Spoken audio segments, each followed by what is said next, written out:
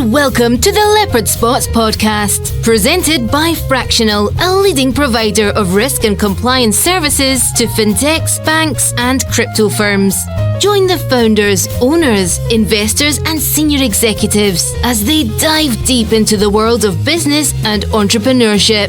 Trust me, these guys have seen it all, and they're here to share their wisdom with you. So, let's get going. Please welcome your host, Ryan Simo.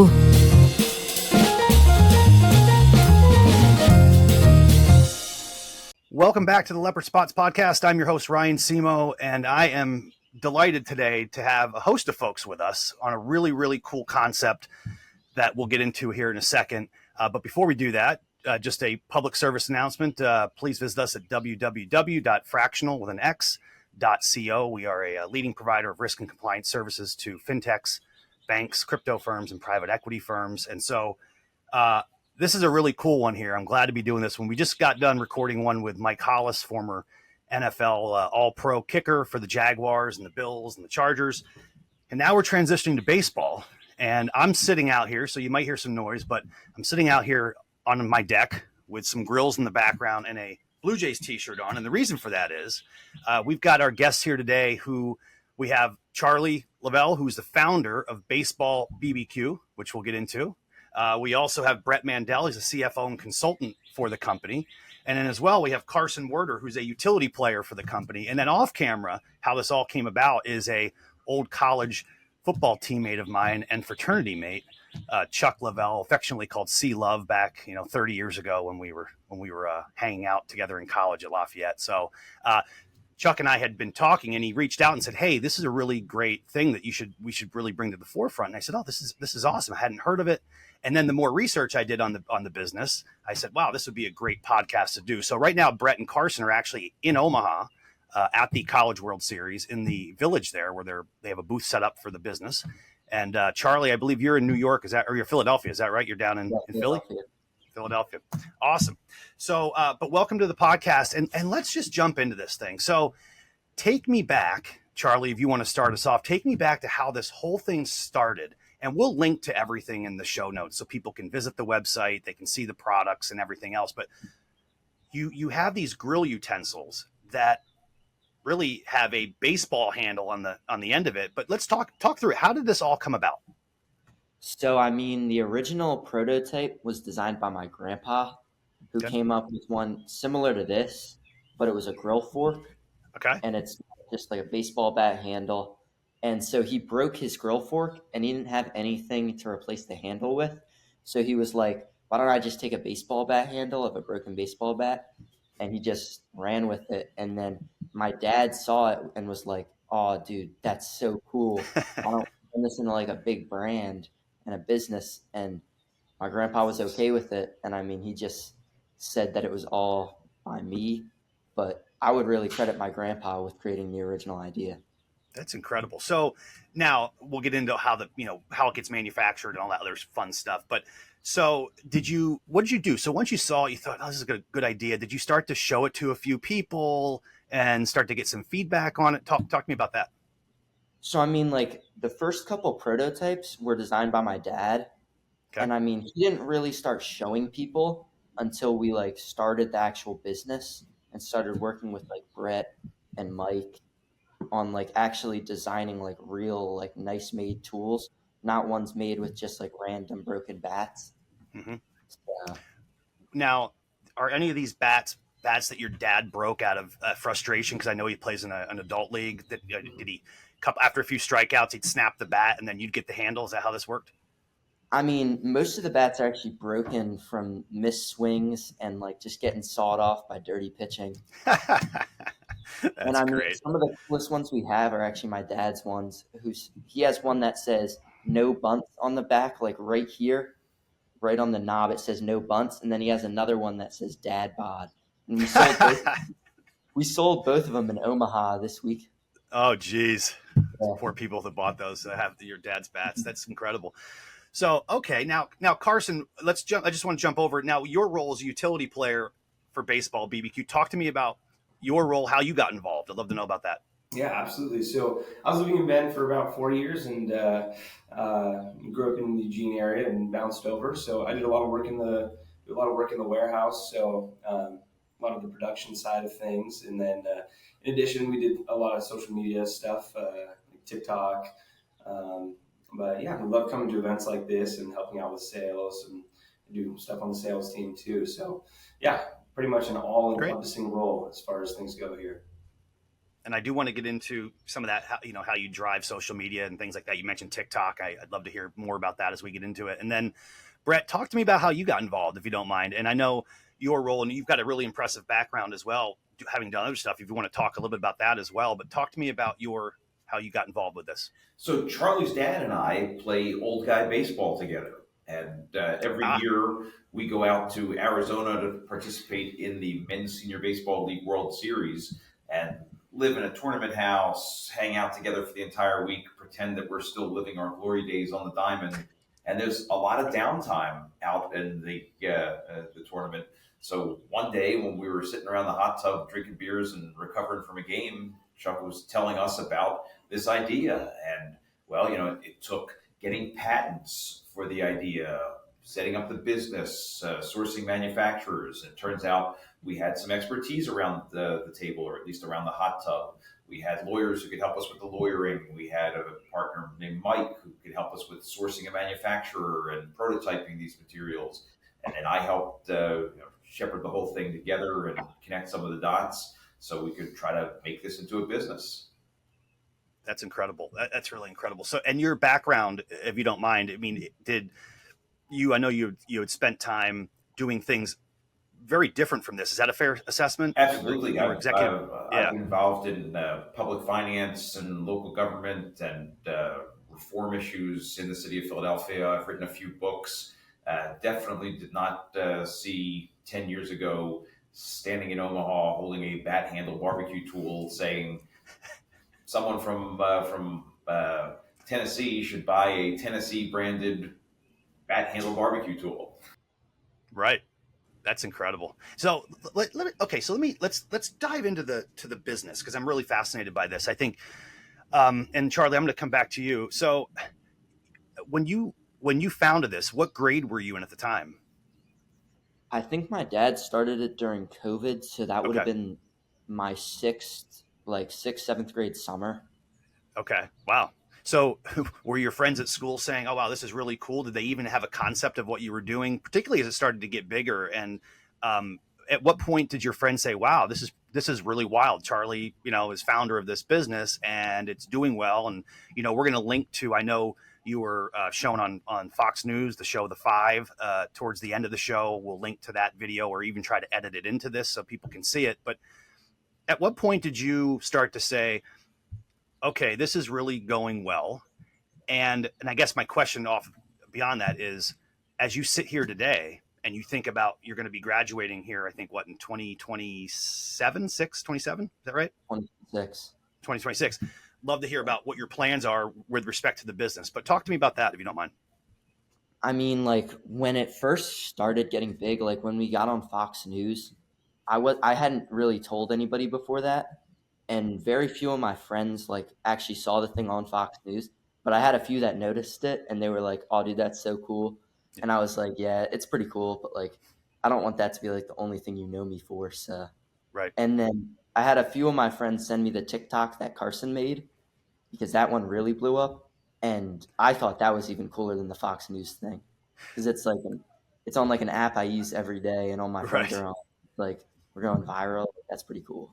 So, well, let's bounce over Carson on the whole TikTok piece of this. Talk to me about, I guess, certainly the social media aspect of what you're doing to try to grow the business, but specifically talk about that viral video that Charlie's talking about. Again, we can link to all that stuff, but talk to me about that, how that came to be. Yeah, absolutely. So, a good buddy of mine, Kobe from back home, we used to work at a coffee chain together. And I mean, he's like an excellent videographer, one of the best I know. So, I was just kind of brainstorming with him. He was working in the warehouse at the time with me. And, we were talking about how every good company has a story that is going to help you sell a tool, right? Or sell a product. So we were just brainstorming how can we tell our story, something that everybody can relate to and understand. So yeah, him and I worked together. We wrote out a script, wrote out a concept, and we just shot it. It was like 5 o'clock in the morning, and we were just happened to do amazing. So yeah, we were super stoked about it. Thought that we did a pretty good job at telling the story. How many likes or views or whatever the measurement is did that particular video get? It got a little bit over 1 million in Wow. like less than a week, and then I think that our followers, we got about, it was like, almost 100,000 followers on TikTok from that specifically. So Wow. then our TikToks after that, the viewership obviously was much higher since we had people who were actually getting it all the time. So yeah. So is that, I assume that's a revenue source for the business, or no? I mean, just based on that number of views and subscribes, or no? At this point, no. More so of a brand recognition. That's Okay. such a big thing. So you see the big Easton companies, right? It's like you see an Easton product, you recognize it, you want to buy that immediately because you know it's Easton. So that's really what our social media is about, is just a brand recognition. I know Baseball Barbecue. That guy has a mustache. Their mascot has a mustache. I want that product. Right, exactly. So, okay, so now if I could come over to you, Brett, here you are, you're thinking about the business really holistically, right? Whether it's the social media aspect, whether it's sourcing, patents, all that. Take me back to the patent part of this, because one of the things I was going to ask Charlie, but I'd love to throw this over to you, Brett, is, you come up with this concept, and then you think, oh wow, this is really good, but how do I protect it from being pirated by somebody who might see it on the site? So, I should do something like that. Was that a hard process to go through? Did it take time? And then in that time that you were trying to get all that done, how secretive did you really have to be? Because somebody could have just ripped this thing right off, I would assume. That's right. I think that's why we took the time to make sure that we did everything right. And it did take years to get the patents originally protected. And it took some lawyering, and it took some money. But basically, it took some time going back and forth with the patent office, making sure that we described the concept adequately of a use patent of a baseball bat handle for a barbecue tool. We certainly didn't want to put this out into the world and have somebody who could act much more quickly than we could, or could had much deeper pockets than we did, put something together that we couldn't overcome. So we did it right. It took a bunch of years to put it together, and now between the fact that we have patents protecting the idea, and then we have licensing from Major League Baseball, from minor league baseball, from almost 50 top colleges and universities, our stuff is well positioned so that when we put it out there, someone looks at it and says, "Wow, this is novel. This is new. This is different." The other folks who might want to copy us or do something about it, well, we've got a remedy if they try to mess with us. Let's see if we could jump in. It's fascinating. It took, like you said, years to do it. When you think about the funding of that, did you have investors in this? Whether that's to Brett, Charlie, or Carson, were there investors in this initially, or is this just all bootstrapped with your own dollars at the time? All bootstrapped, and happily, it started off mainly as a Father's Day gift to Charlie's grandfather. Wouldn't it be nice to say you have a patent and do this, and then it turned into a business. It's incredible. So now, all right, so now you get the patents, you secure all that. And now I would assume the biggest piece of this is manufacturing, sourcing the materials. How did that go? What were the challenges you may have faced doing that? And then I'd love to know, Charlie, how involved you were getting in some of this, because again, this is probably early on, and some of this stuff was probably new and unique, I'm sure. So I'd love to know, Brett or Carson, how that process went. And then Charlie, if you could just talk a little bit about, were you involved in that? Did you learn a lot from it? So, Brett? So that's where one of the other players on our old guy team came in, who had some experience bringing products to market, and he worked with a team to prototype the bat handle tools, and we went back and forth on a couple of different ideas of how to make that happen, and of course how to make it happen economically, and how do we get it from Asia to the U.S. and how do we package it? So those questions, it was good to have another player on the team and another partner in the business who had some experience there. Gotcha. And are you sourcing? Are most of these are these manufactured? Or where are they manufactured? I should ask. I mean, are they in different locations? Where do you primarily manufacture? We now have a line that includes tools that are sourced in Asia. We have Hmm. cutting boards that are all made in the USA. We have a spice and a rub that's also made in the USA. So we've branched out from just the original idea of a broken grill fork with a bat handle to now we have a full line of tools, a full line of cutting boards, and some fun rub and spice to go with it. That's incredible. So, Charlie, with all when all that was happening, and they were going through the sourcing and trying to understand, where they were going to make this and everything else. Were you involved in that? Were you interested in that part of the business, or was it something you just you were going to school and let me know how it turns out type of thing? I mean, I was kind of doing the I'm going to go to school and my dad's going to let me know how it works. Right. But I did notice that you can't just make the tools with like used bats and like just broken bats like that. It's really hard to source all of them. Hmm. So you have to start going to like Asia and having them manufactured over there. So it's a lot cheaper and easier to profit off of. Do you have any? So even you have all these licenses. Are you still actively look? I assume you probably would love to continue to expand the licensing that you do, whether it's selfishly, whether it's the Patriot League with Lafayette or something like that. Do you still actively pursue those types of things, or are they just coming to you and then you're dealing with those as they come in? A little of both. So Okay.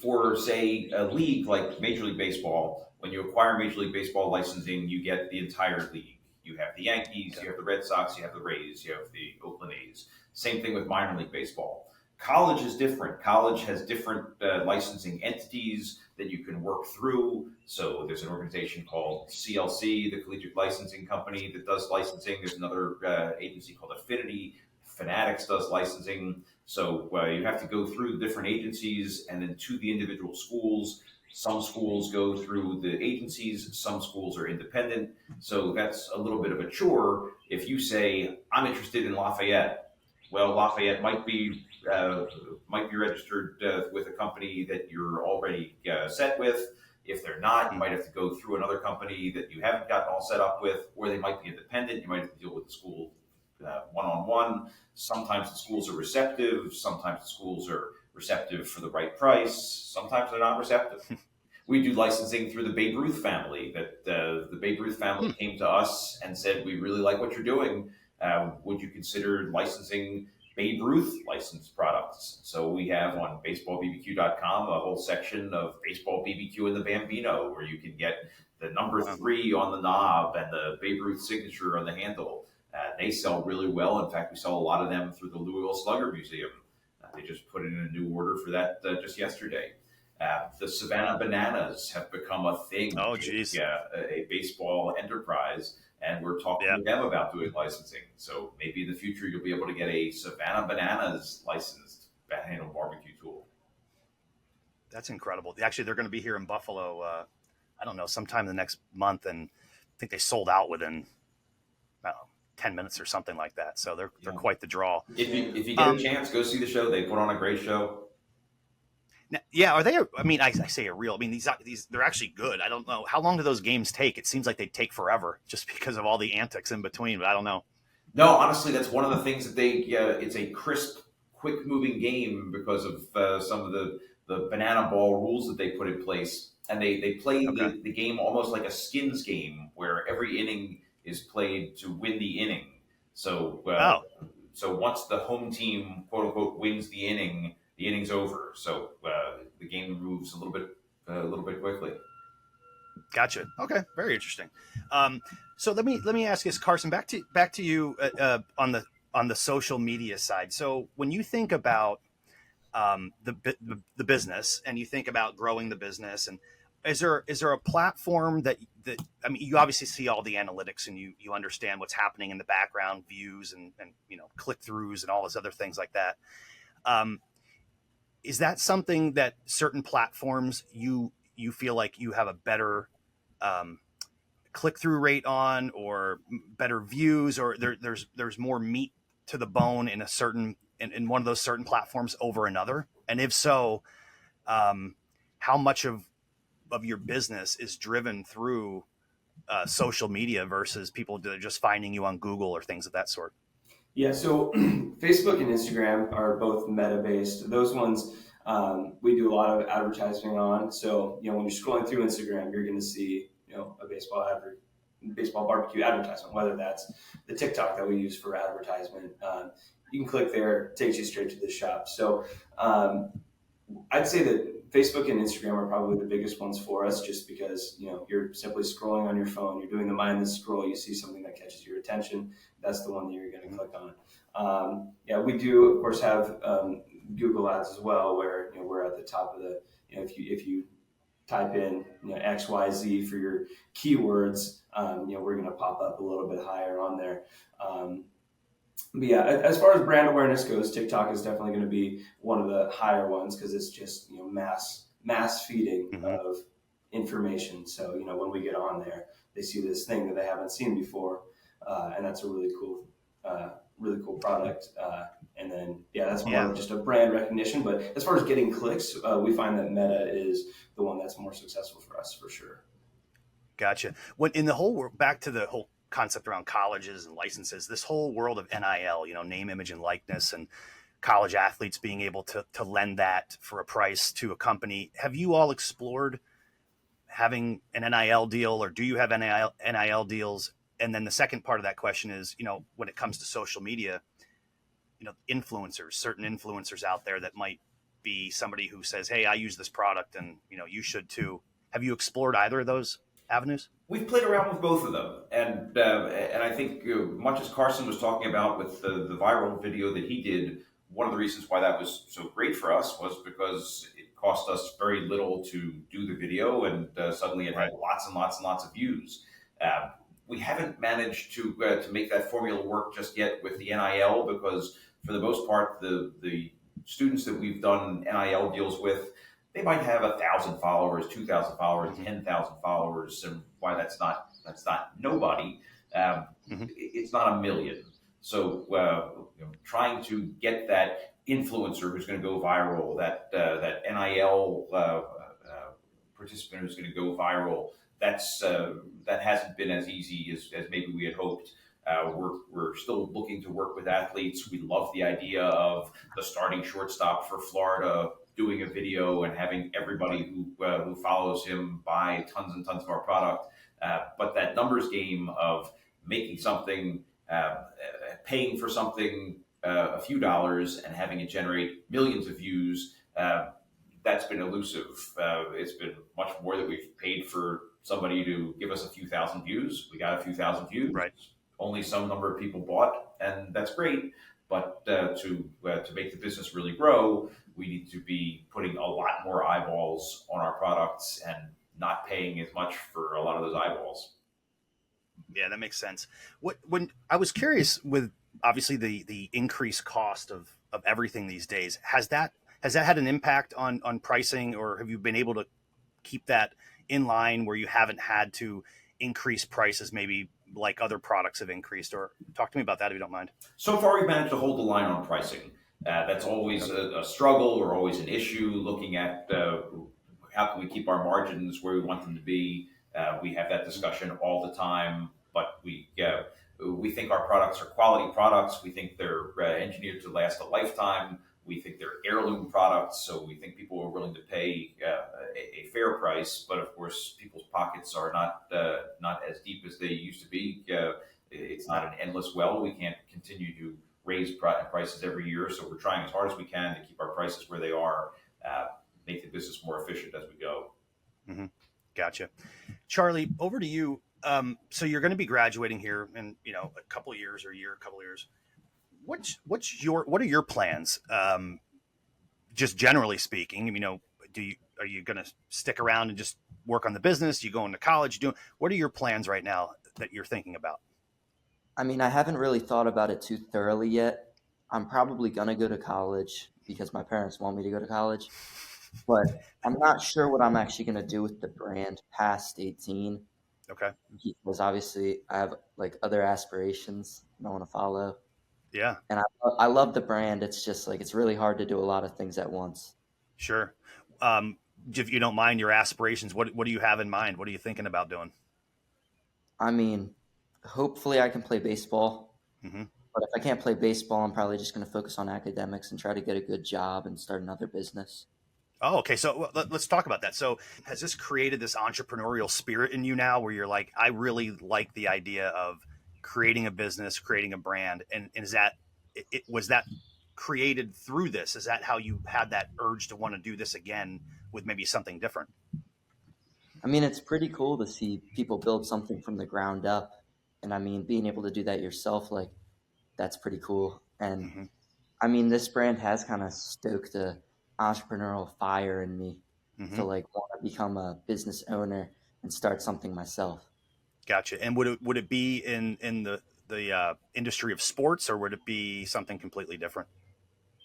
I mean, we'll figure out over time, but if it Yep. has to do with baseball, then that would be pretty cool. Let me ask you this too, Charlie, if you don't mind. What's the one thing, if you could distill down the one thing that you've learned, whether it's about business or yourself, whatever it may be, entrepreneurship? What's the one thing that you've learned since this all started? I mean, the one thing that I learned is that it takes time and you're not just going to be able to blow up in one night. Hmm. Like it takes time to build like a fan base around your brand and start to have like loyal customers who come back and don't just buy one time. Because I know Right. that we have people that come back and buy from the business more than once. Gotcha. No, that's good. Are most people um, are you're mostly a B2C, right, to the consumer, or do you have businesses that are buying these and then gifting them, or talk about that if you don't mind, and that's for anybody, Charlie, Brett, or Carson. Sure, I probably see the biggest picture of that. We're doing more and more business to business, which is exciting. Okay. So, Yeah. where we probably started off, where 80% of our business was direct to consumer, people finding us on the web or us finding them to find us on the web. And now we're almost half and half between uh, uh, retailers who are carrying our products or third party retailers like Fanatics. If you go to BlueJays.com or Phillies.com. That's of course all Fanatics, and our products are there. So where we used to have to find our customers or help them find us, now more and more we have third parties out there who are trying to sell our products, and that's of course very exciting when they come back to us and say, "We're all sold out. We need you to send us more." Right. What, Brett? If you let me ask you this: when you think about, well, let me ask you, how many employees make up Baseball BBQ? Is it a small number? Is it? I'm just curious because obviously the volumes that you're doing. Yeah. We have two of the partners work more or less full time on trying to make the business go, and then we have rotating cast of players like Carson who come in and help out. Sometimes stay for a while, sometimes get more involved. Maybe we'll Mhm. have two or three folks who are helping out, and then we also have some consultants that we turn to who help us with say our graphics. And if you, for instance, wanted to do something for your radio show or your podcast, you want to do something custom, you can come to us. We would give it to our graphic designer. Our graphic designer makes something really nice. So we play a little bit taller than we are. We certainly can't put a 9 out on the baseball field just yet. Gotcha. No, that makes sense. Um, the other thing I wanted to ask you too is you've talked about expanding into different things. So the rubs, the sauces, the cutting boards, and the like. Are there, and obviously you don't want to probably tip your hat as to what might be coming later, but are there other parts of the business you're looking to expand into other areas that maybe you don't have today? Whether there are other types of, backyard barbecue type items, or talk about expansion. Yeah, I think that's a question. And Charlie's dad and other partners and Charlie are involved in discussions about should we do this, could we do this, is there more we can do? Um, I think that's a good question, and Hmm. I think some of that question surrounds the idea: are we a brand? Are we a manufacturing company? Are we Right. a gift novelty company? Um, I can honestly say I'm not so sure what the answer is there. So I Yeah, think those are questions that we continue to ask ourselves. What makes the best business sense? What makes the most sense for what we've become? And then certainly what makes the most sense for the kind of business that we want to grow. And absolutely. if Charlie's grandfather is tinkering around and has some more ideas, maybe there's another great idea out there. That's true. Hey, Carson, let me ask you the question about things that you've learned through this process. What when you think about your time in doing this, what's the one big takeaway that you've had so far from a business perspective that you'd like to share? Yeah, absolutely. So pretty much my whole life, I've been pretty entrepreneurial. I used to always say, I want to be an entrepreneur, but I'm not quite sure what I want to entrepreneur. Was a phrase that I used to say all the time. Yeah. So it's been a really cool insight on expansion and what you need to look at when it comes to selling. Who who is going to buy the product, right? And Hmm. what sort of medias do I need to use to reach different demographics of people? So yeah, that's been probably the most fascinating part for sure. Gotcha. And Brett, over to you. Obviously, you've been in business a while and done a whole host of things. What's your one takeaway so far from this whole experience that you've had at baseball BBQ? Well, I had a finance professor in grad school who used to always say, if your inflow is exceeded by or if your income is exceeded by your outflow, then your upkeep will be your downfall. And that is a daily struggle with a small business, is making sure that Yep. the money that's coming in can pay for the expenses going out. Uh, Hmm. Whether it's trying to find an NIL deal or a viral video or funding the effort to come out to Omaha and support a booth at the College World Series, it's always looking at, are we doing this in a way that's going to generate enough eyeballs, generate enough attention, that's going to generate enough sales to cover the cost of what we're doing, um, and that's the daily life of a small business, and trying to Hmm. make that work every day, every week, every month is always a challenge. And just because you build a better mousetrap doesn't mean the world will beat a path to your door. So trying to figure it out in a way that not only makes Mr. Zuckerberg and Mr. whoever the head of Fanatics is these days wealthy, besides putting money in Charlie's pocket, is a struggle. Right. No, that makes sense. And I was curious, Charlie, are you a Shark Tank fan by chance? Kinda. Do you ever think about applying, go on Shark Tank or no? I mean, I kind of don't think I would want to because I feel like our product just like I don't think they're like worth it. I just Gotcha. don't think they want to like do Right. our product. Gotcha. No, it's funny.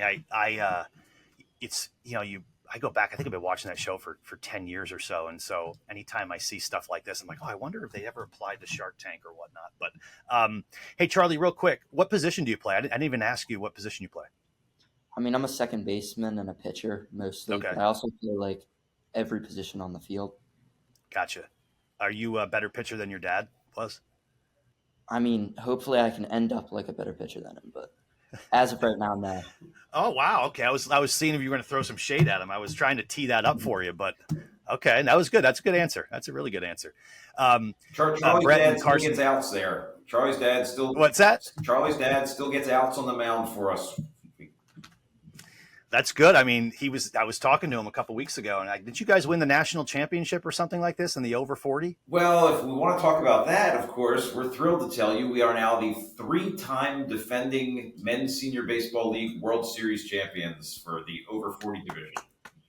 Wow, that's impressive. The baseball That's barbecue impressive. forkballers are a little bit of a dynasty in the Men's Senior Baseball League world. Wow. And what's home base considered? Like, are you all from?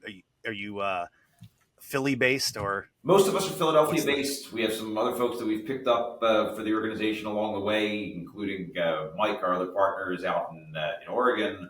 We have a guy who used to play in our league, went out to California, brought on a few folks. We have some friends from Maryland. So we're definitely national, mostly based in Philadelphia, and have some hardware in our trophy case. That's very impressive. That's very impressive. He was telling me that, so I'd be lucky to get out of bed in the morning, let it go swing a bat and run around bases. So that's good. Let me, as we kind of bring this in for a landing, I do have a question about really again entrepreneurship as well, but more so, have you been approached, or do you ever see a scenario where some business may look at this and say, this would be a really great new vertical for us, or this is complementary of an existing product offering that we have? And have you been approached about potentially selling the business? Is that in the future, if it makes sense? I would say we've had approaching isn't the right word. We've had feelers. We've had some discussions with some people. I don't know that any of us is ready to say we're finished having fun with the business, but definitely from the business side of it, a lot of those conversations make a lot of sense. It costs us what it costs us to run the business. It might cost other folks less to do the same thing again and again and again. Where we are making contacts with companies to retail our products, some other places already have contacts. So some of those discussions make more sense than others of those discussions. Nobody has made us an offer we can't refuse at this point, but we're always thinking about what's next. We're always thinking about opportunities, and if those opportunities materialize, we'd listen, especially if they brought us a left-handed power-hitting shortstop for our old guy baseball team. That's the way to do it. No equity needed. Just give us a good player. That's right. So the other last question I have for you was, as if people obviously will link to everything, but I assume you ship all over the world. Is that fair to say? Sure. Okay. Is there the strangest place that you've ever shipped something to that you're like, how in the world are we shipping this to there? Anything come to mind? Two things come to mind. We did ship something to Australia, which I thought was a lot of fun, and apparently was a big pain in the neck of figuring out how to ship a grill tool to Australia. But the latest fun thing that we just did, the Phillies were playing the Mets in London. And there is, believe it or not, a Philadelphia-themed bar in London that we made up some special bottle openers for. And so I went over to see the Phillies and Mets play, but I also had in my luggage 250 bottle openers to hand off. So at least we made that. Interesting. That trip was a little bit of business trip, a little bit of pleasure. That's awesome. That's who won that? Who won that series, by the way? I didn't watch it, but they split them. The good team won the first game, and then the Mets came back and won the second one. Gotcha. Okay, perfect. Well, look, gentlemen, this has been a lot of fun, and I know we'll link to everything, but baseballbbq.com, and there's so much stuff out there. The site's really well done, and I know Father's Day just passed, but obviously there's other things coming up here during the course of the year that people could go there and check it out, but I'd really encourage our listeners to go check it out. And is there anything else you'd like to mention about the business before we wrap up, Charlie? Anything I missed that I wanted to ask you that you want to mention? I mean, not really. Okay. All right. I'll give you one chance to tell me you're a better player than your dad before we wrap up. I'm just trying to stick it to him. I can't say it yet. I just can't say it yet. He's in the room. You don't want to. Yeah. I got you. Yeah, exactly. Well, Brett and Carson, thank you for joining. And obviously, good luck out there in Omaha as you're out there at the College World Series and showing off your wares. And Charlie, good luck to you, obviously, with your graduation here in the next year or two, and good luck with the business. And I really appreciated you guys joining us today, and tell your dad hello again. And thanks again for joining the show. Ryan, thanks for having us. Thank you. Thank you, man. Thank you so much. Thanks for tuning in to this episode of the Leopard Spots podcast. If you liked what you heard, then be sure to like, subscribe, leave a rating, and visit our website at fractional.co. As a founder, a senior leader at Fortune 500 companies, and executive at high-growth fintechs, Ryan loves to talk business and share these stories with you. That's all for now, folks. Catch you next time on the Leopard Spots podcast.